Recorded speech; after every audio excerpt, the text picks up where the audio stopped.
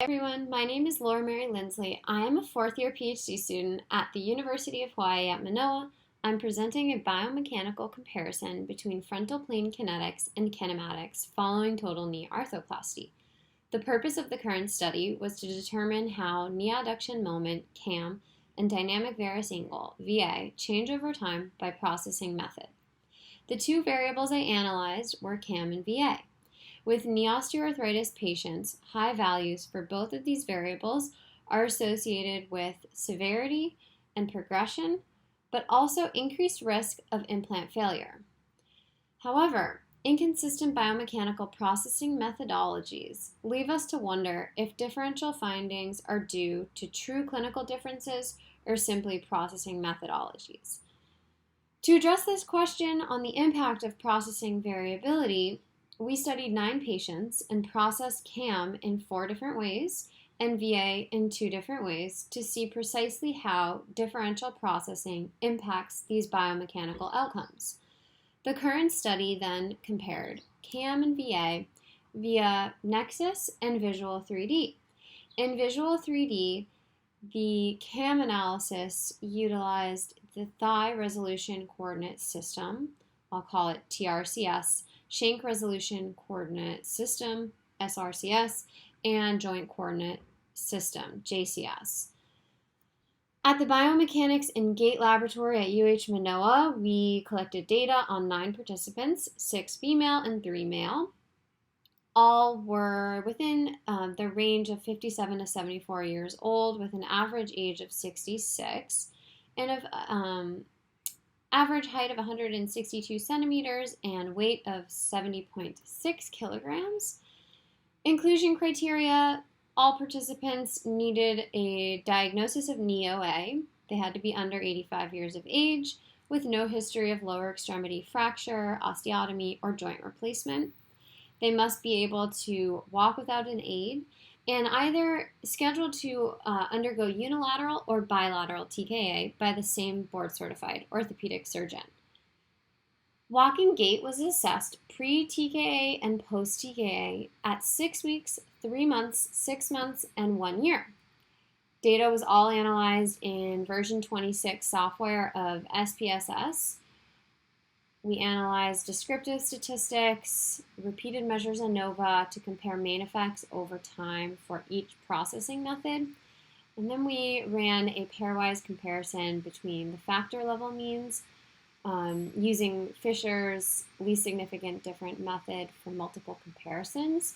And lastly, a paired samples t-test were used to determine mean differences between the processing methods at the same time points.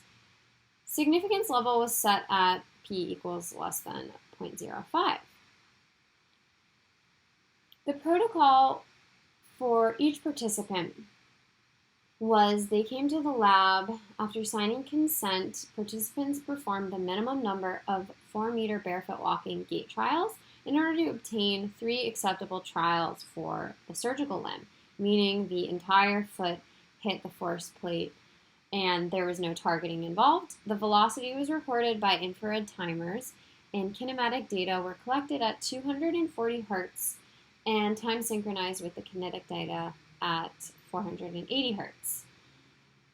The kinematic data was collected with 12 cameras and Vicon motion capture system. The participants were markered with the 27 retroreflective markers in accordance with Vicon plug-in gait model. The kinetic data was collected via a force plate embedded flush with the floor. The data were first processed through Nexus, and the first PCAM was hand-picked from standard model outputs. The data were exported from Nexus and fitted with a Visual 3D Helen Hayes-based model in accordance with the plug-in gait model.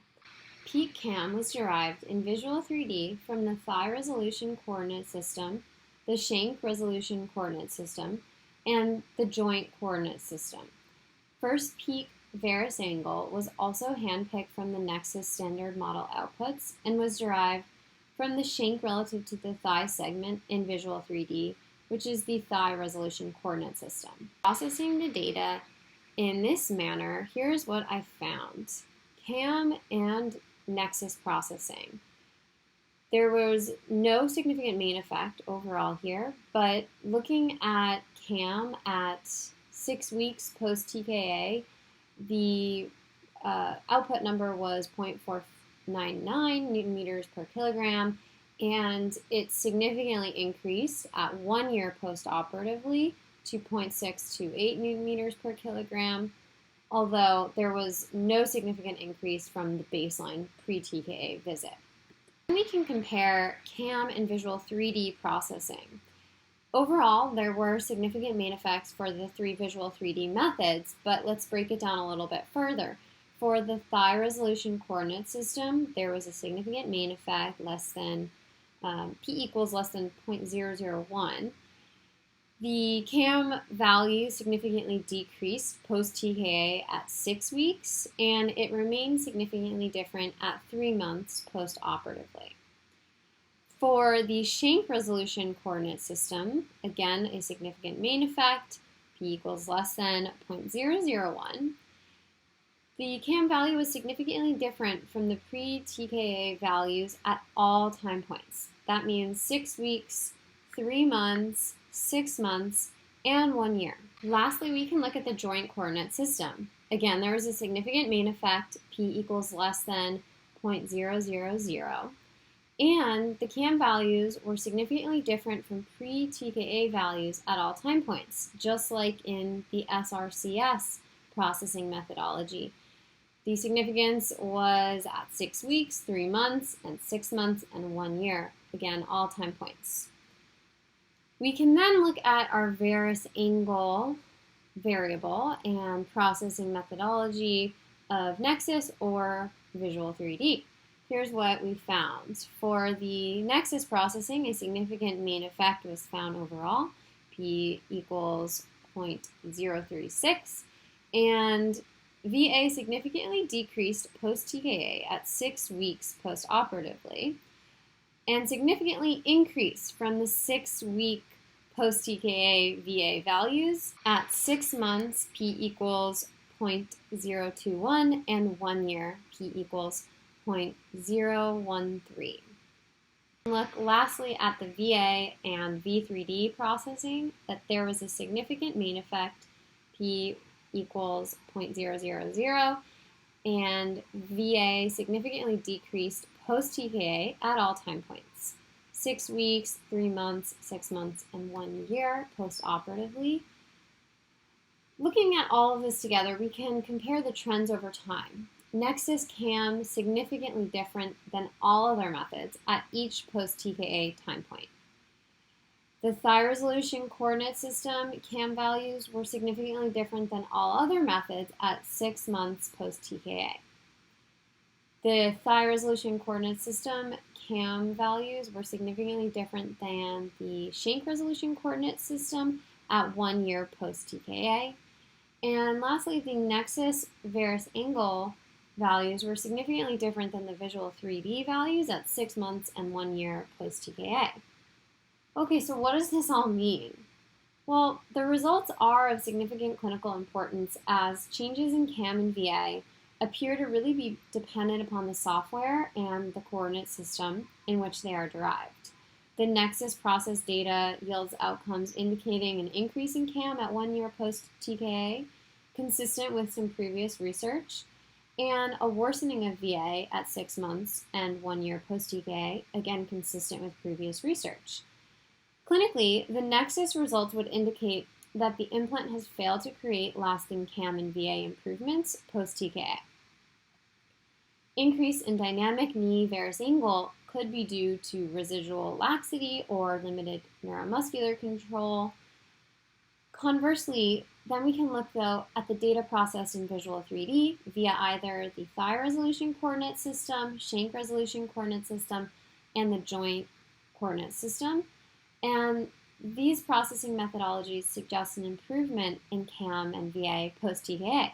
This is consistent with other previous research. Clinically here, the Visual 3D results would indicate that the lower extremity alignment and proper ligamentous balance was achieved through total knee arthroplasty, which led to a stable knee during dynamic tasks. The processing comparison here reveals that the shank resolution coordinate system and joint coordinate system methods yield similar results at each time point.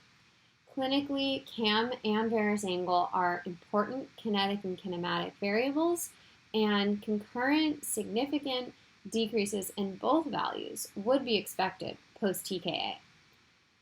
Therefore, future research should compare these methodologies with a larger sample size and across more variables to see if similar relationships still hold. And I'll conclude with this.